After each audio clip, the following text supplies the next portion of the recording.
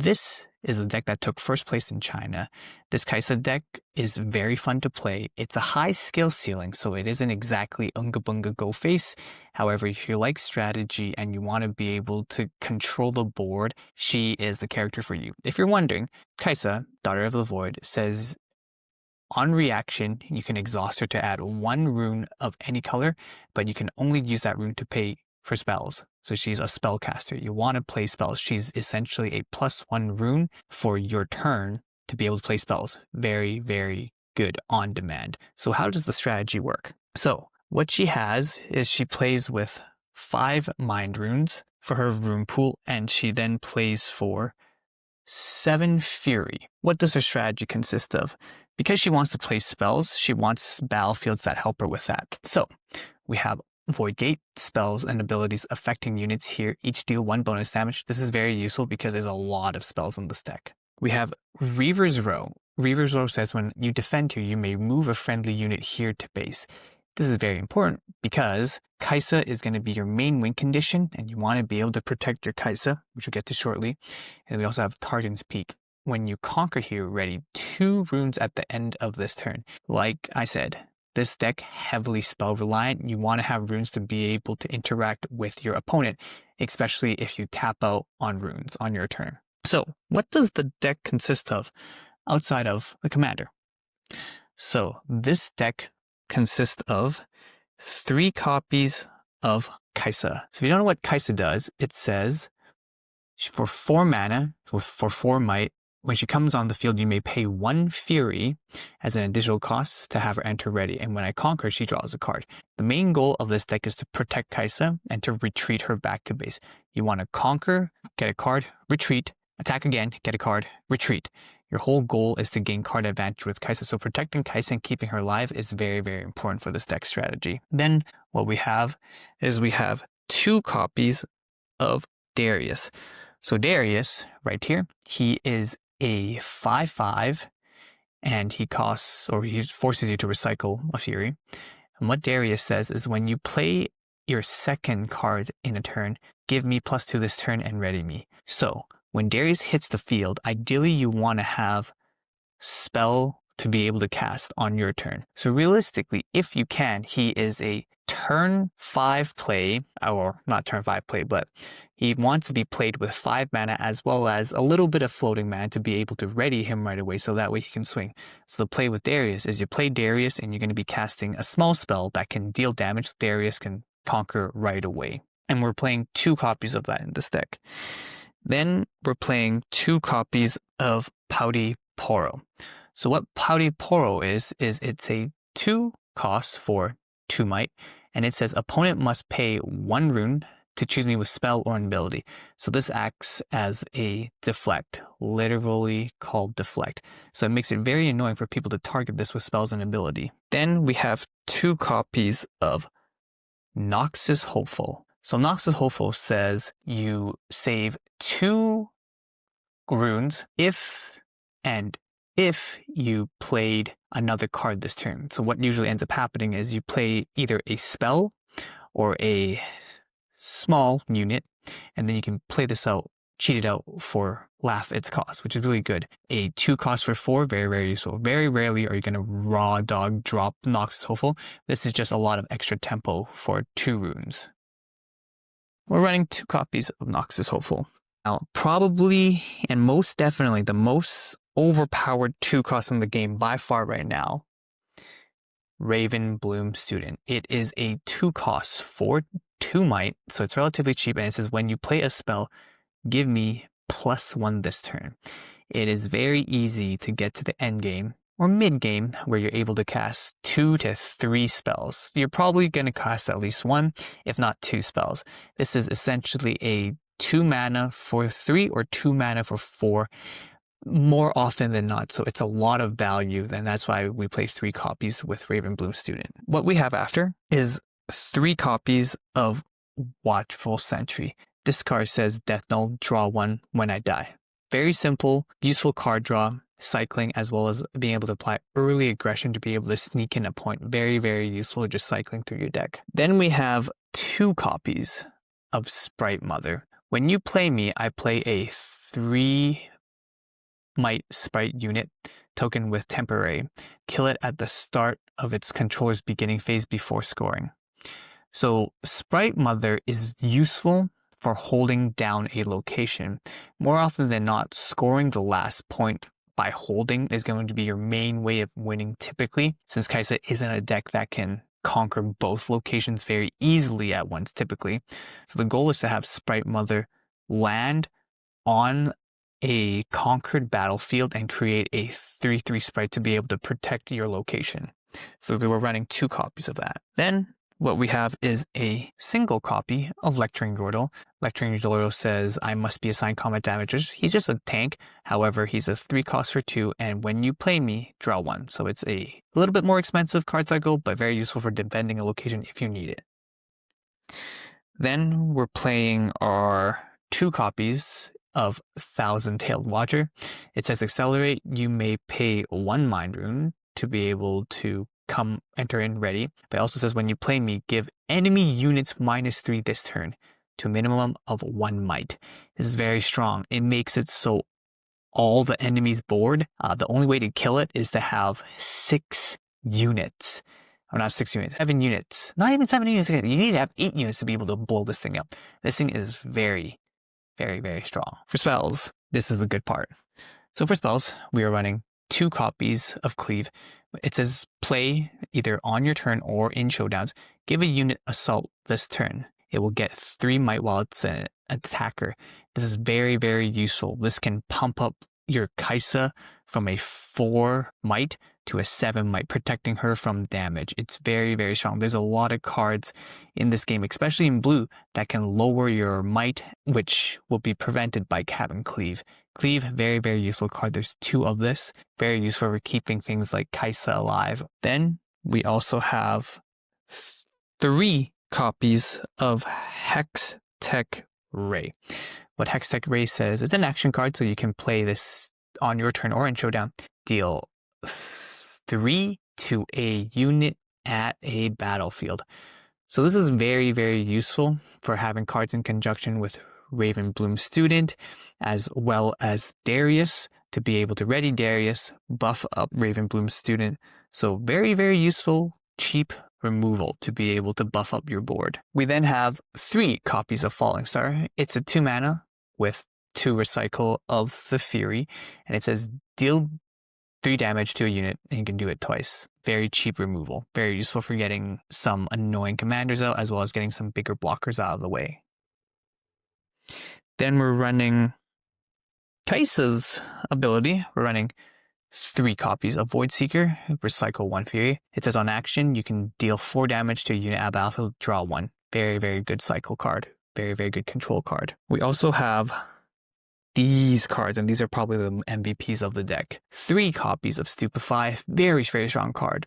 You can play this at any time before spells or abilities resolve, and you give a unit -1 might to a minimum of 1, but you could draw a card. This card replaces itself, and it's so useful for keeping things like Kaisa alive. Then we have 2 copies of Smokescreen. It's a 2 rune for recycling 1 mind rune, and it says on reaction, you can give a unit -4 this turn to a minimum of -1. Such a strong card.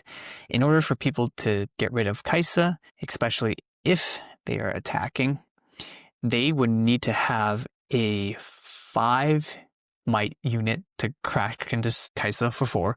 But if you play this, that unit becomes a 1 might. Super, super strong. And even then, this could save your Kaisa. If someone swings at you for 7, this brings their might down to 3, and Kaisa survives with 1 might. Super, super strong card, Smokescreen. So we're running 2 copies of that.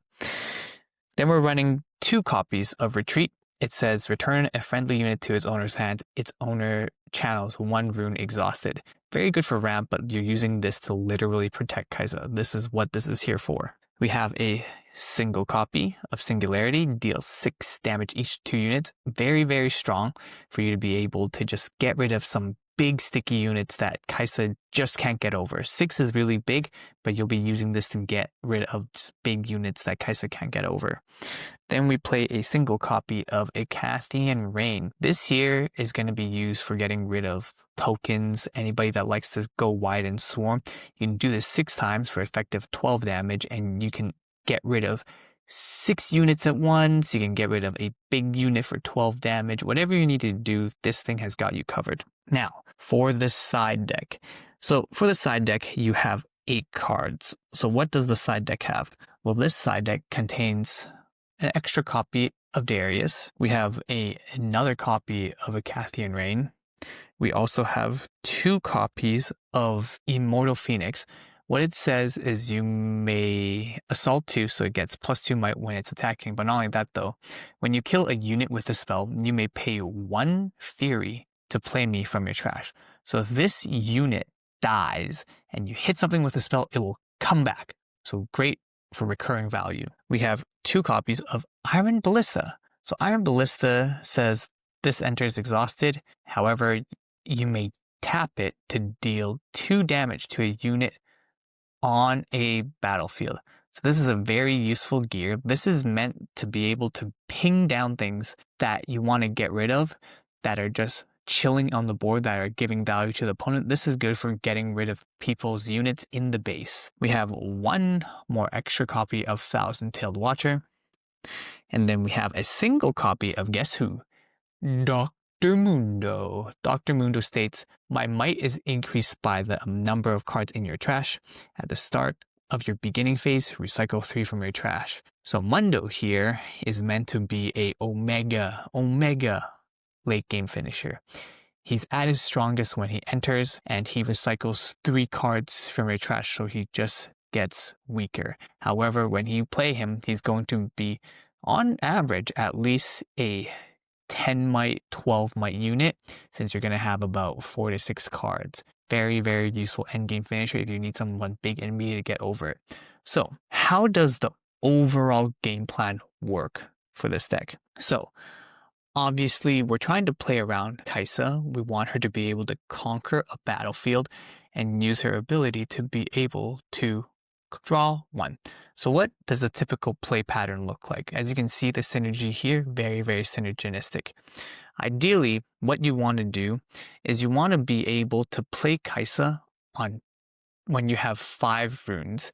Playing Kaisa on 5 runes, usually speaking, you can go in and take a battlefield for free and you will be able to draw a card. Usually on, or at least in the beginning, you'll be hard pressed to have people be able to remove Kaisa early unless they're playing a color like red or a different color that can blow up your stuff.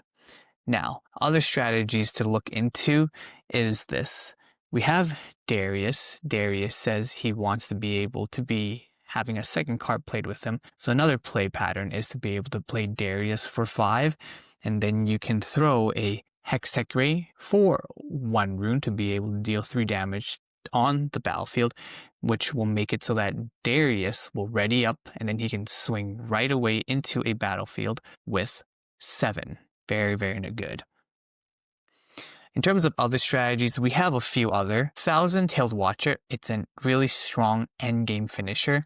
This is meant to be able to board wipe and just take control of a unit. You can also use this to your advantage by building up a base before you play this, and then you swing with everything to just take control of a battlefield. So building up a base is very useful.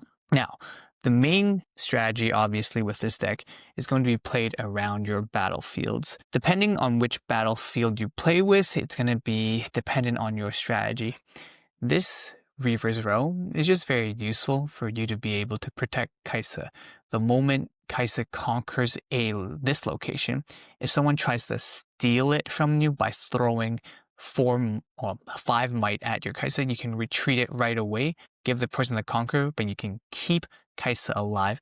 And on the next turn, if you're able to, you can play spells, conquer the location, and draw another card. Great value. Targon's Peak, pretty self-explanatory. You get to ready up 2 runes. Your goal when you're playing Targon's Peak is you want to be able to keep your spell mana up to be able to keep your opponent down. you're going to have a lot of cards to be able to keep things up. Cleave is 1 rune. Hextech Ray is also 1 rune. Then we also have Falling Star. Falling Star is a 2 rune spell. So we also have Stupefy, 1 cost spell. So you can see here, this deck, it contains a lot of smaller cost runes, so you really want to be able to play it out most effectively. And having a card that is Targon's Peak is going to be very, very useful because it just gives you the ability to be able to play out your spells, especially if you tap out on runes for a unit. Last but not least, Void Gate. Void Gate allows you to be able to deal 1 extra damage here, which is very, very good because there's a lot of spells in here that does a lot of damage. We have Icathian Rain. Instead of doing 2 damage, now it deals 3 damage 6 times, so 18 damage. Cards like Hextech Ray, it's going to be a 1 rune deal 4. Falling Star, it's going to be a 2 rune deal 8, 4/4. Very, very great value. So there are a lot of cards here that just add so much value just because of the Void Gate right here. So let's show you guys what a couple of hands you would like to have in your deck would look like. So we're going to start off the game with Reaver's Row. When you defend here, you may move a friendly unit here to the base. And then we're going to do also Targon's Peak. When you conquer here, ready 2 runes at the end of your turn. I personally like to go second with Kaisa. So let's just pretend to go second and show you guys what a hypothetical game in the game would look like. So if we were going second, this is our first hand. As you can see, we tap a ton of spells, but no way to be able to interact with people. We're going to keep Stupefy and Smokescreen to be able to protect our Kaisa. So we're going to ditch these 2 to the bottom of the deck and mulligan for 2. So the next 2 cards we draw, nice. We got Void Seeker as well as Retreat. Very useful cards for protecting our Kaisa. Now, let's just say opponent goes first. They channel 2. They place a unit. Let's just hypothetically say they place a unit, okay? In fact, let's just go with that. Let's just say they play a unit, our turn goes. We channel 3, so we have here our 3 runes. Then, because we're going second, we get to draw a card, and we drew a Stupefy. Nice. Now, depending on the situation, if I really wanted to, I could tap my Kaisa over here to give me 1 extra rune, and then I could cast Void Seeker for 3 if that thing was really threatening, to be able to, number 1, destroy whatever is there, and not only that, number 2, draw a card. Let's just say the person doesn't have anything that's dangerous. I won't do that, and I will just leave my runes untapped and call it. So what will happen is the opponent will go next. They'll have 4 runes. They're most likely going to play a pretty big unit and tap out. And if they have a unit, they will conquer one of these units. What will end up happening is the rune unit will channel 2 runes, so they'll have 2 mana up to be able to do something. Here's where the fun begins. So most often than not, a unit, assuming whether they have a location conquered or not, will be able to do some stuff on our next turn. So we're going to channel for 2, and this time we have 5 total runes, and this is where we'd like to be with our sweet spot with our Kaisa. So with that, we're going to draw a card, and now there's our hand. We have Cleave, Void Seeker, Retreat, Stupefy, Smokescreen, Stupefy, and this is why 1 cost in this deck is very useful. What we're going to do is we're going to tap or exhaust 5 of our Mind runes and Fury runes. So we're going to tap 5, have Kaisa come into play ready. If we pay the extra rune, she'll be able to come in ready and she'll be able to conquer. So depending on which battlefield has a unit on it, we'll have Kaisa go to showdown and conquer a unit. Because we still have 1 mana up, because of our commander right here, we can exhaust her to give 1 rune of any color. If we have Kaisa go on to showdown, we have a few options to be able to play with her hand to keep her alive, especially if we're going second. If there's a very big unit on the board, we can use Stupefy to give a -1 to that unit this turn, and that will have Kaisa go over any unit that's a 4 might. So very good. If the unit is bigger than 4, we can swing in with this assault. With Cleave, give a unit assault +3 while it's an attacker. So Kaisa goes up to a 7, so she can go over anything that's 6 or below, which is very, very strong, since on the second turn, most likely there isn't anything that has 6 power or more. Worst case scenario, if she gets targeted down by spells and she's going to die, we can always play Retreat. So that is a very, very solid going second game plan. So let's reshuffle the deck and show you a different scenario. For example, if we were to go first. So this time we'll keep the same battlefield as here, and we're going to draw our 4 cards. So our first starting hand is Kaisa, Falling Star, Sprite Mother, and Retreat. Ideally, we're trying to find 1 cost spells if possible, but 2 cost isn't the worst. So let's do it like this. We are going to get rid of these 2 because these are a little bit expensive, because this is, in theory, slows down our ramp for our rune. So we don't want that, so we'll get rid of those 2. Sprite Mother is more an end game card, mid game card. So we will mulligan 2 and draw 2 cards. Ah, very nice. So now we have Cleave, Falling Star, Kaisa, Retreat. So let's play it out. We, for turn 1, will channel 2 runes. Our hand does not have anything, typically, so nothing we can do turn 1, we will pass the turn over. Our opponent will channel 3, and they're most likely going to play something, if anything. Because their hand doesn't have any reaction spells, we can't do anything. So let's just say the opponent plays 1 thing.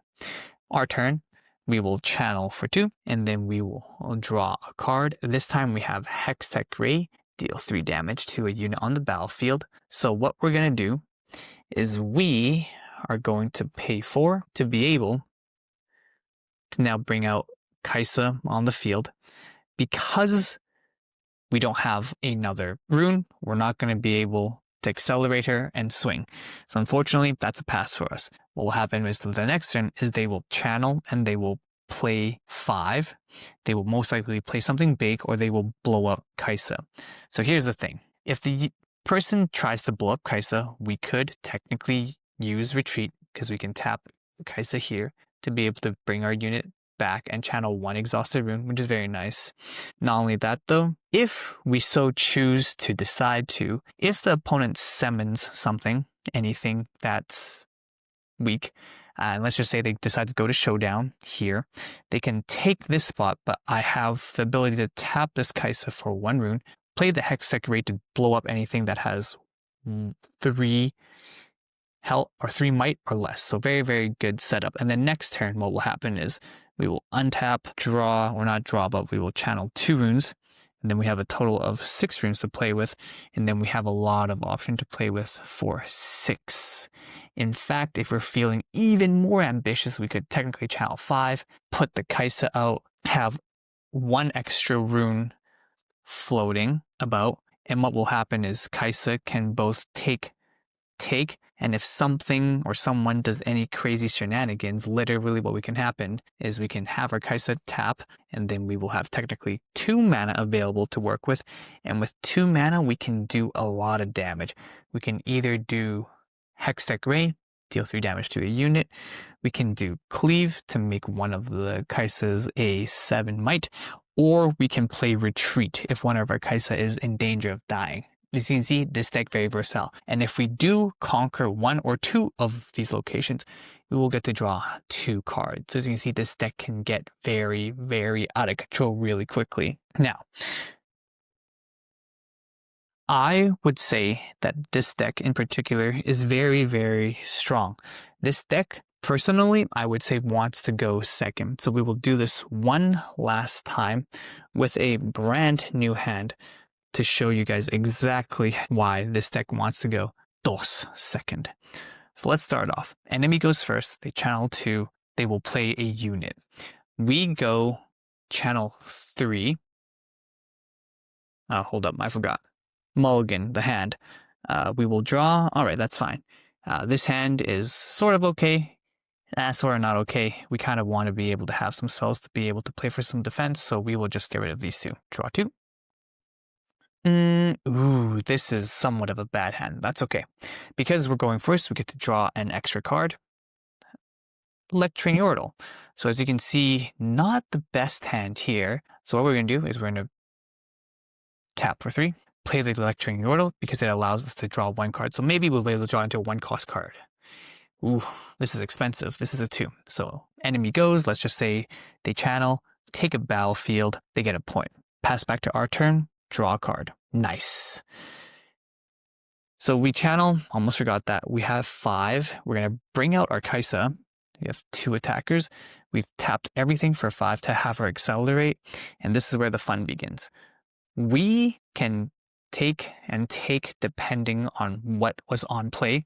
Because the enemy had 4, they probably don't have a unit that can attack right away at the base. So they probably only have like a 1/1, a 2/2, and maybe a 3/3 tops defending. So if there is a 3/3 unit here, we're going to have Kaisa take this unit and we'll have the Lecturing Yordle take the other one. For whatever reason, if the enemy has something to mess with our board, we're able to tap this Kaisa here, get a mana, throw a Hextech Ray, protect one of our units. So very, very useful. So personally, with the Kaisa deck, it's a deck that I would say you want to go second. But as you can see, overall, the play pattern, the deck is very, very strong. Sideboard. Now, the sideboard is very important because in Riftbound, this is a best of 3 game.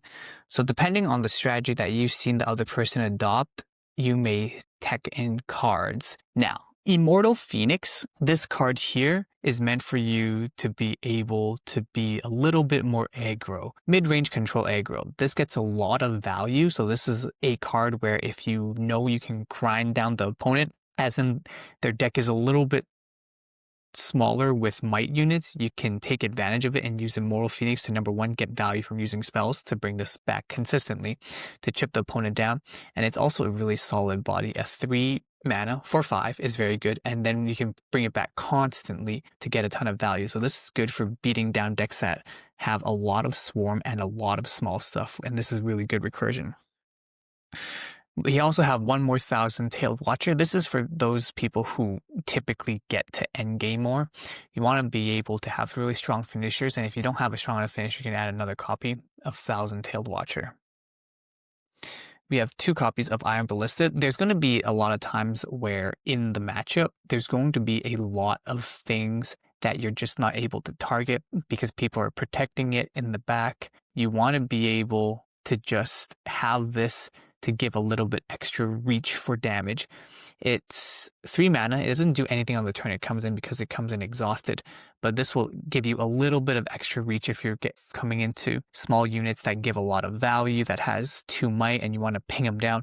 Or if you're trying to kill something and you're missing a couple of damage from a spell, you can use this to be able to topple them over. Another copy of Icathian Rain. Icathian Rain allows you to be able to snipe out a bunch of stuff. So if an opponent is going really, really wide with small things, having another copy of Icathian Rain can ruin their game plans with, for example, tokens. Very, very useful card. We have 1 more copy of Darius. This is just meant for if you need more mid-range to be able to get over big things. There is a certain threshold where Kaisa isn't really able to get over things with 4 health. So you want to be able to have Darius to get over locations with 4 defenders or 4 might units. And then we have 1 copy of Dr. Mundo. Dr. Mundo is meant to be a really, really, really late game finisher. So if you have someone that's playing heavy control, Dr. Mundo is really, really hard to get rid of because by the time you drop Mundo for 8, you're going to have him at least 10 power, if not 12, 15, depending on where it is. Very, very strong for taking a location and holding it. So he's just a single copy of it to be able to keep the deck in line with ones that go super long. So this is just the quick deck list here. If you guys have any questions, comments, or concerns, let me know in the comment section down below. But hopefully you guys enjoyed this type of video. Let me know if you guys would like more. John Pat signing off. I'll see you guys later. Talk to you soon. Bye-bye for now.